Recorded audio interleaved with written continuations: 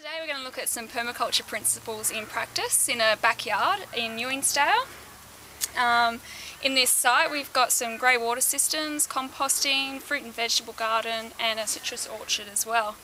So there's a fair bit happening here. So first off we'll look at the grey water system.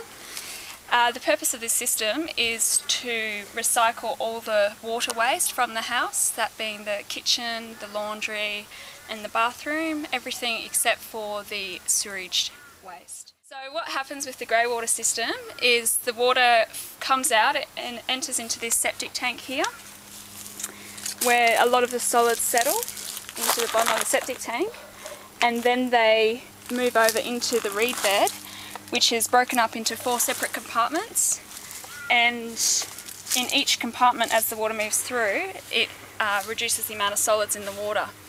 So, and the reed beds, the reeds here, they use those nutrients from the water to grow, creating a form of biomass, and which then can be harvested and put back into the system via compost and mulch and stuff like that.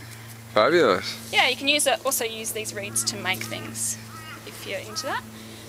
So by the time the water has gone through the 4 different compartments, it comes out the end pretty much clean water. So then it goes into a holding tank, and then that water is used to do underground irrigation in the garden. So the water's not just being wasted by being put into the mains and going wherever it goes, it's getting put back into the system and it's being used within the system to irrigate the garden. So what permaculture principles are at work here?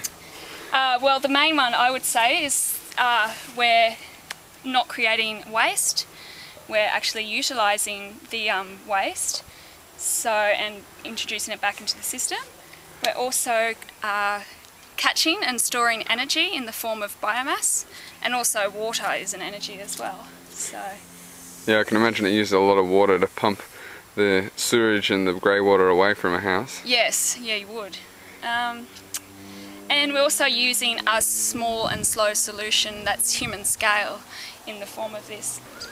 So what is it, Ange, about a small and slow solution in the form of a wastewater treatment on site that is better than having a big industrialised system?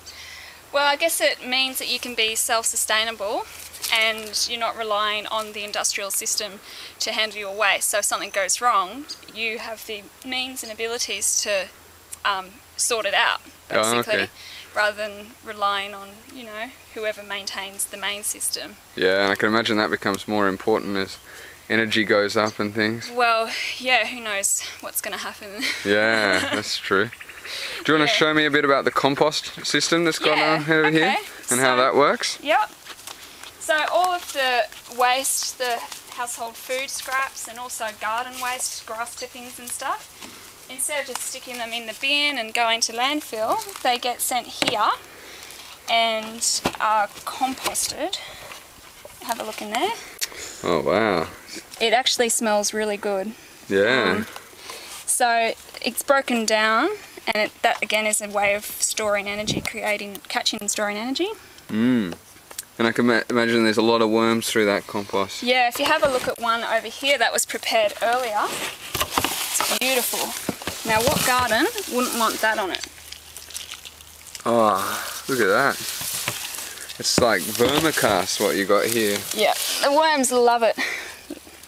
Nice one. Oh, look at that worm, that's cute. Beautiful.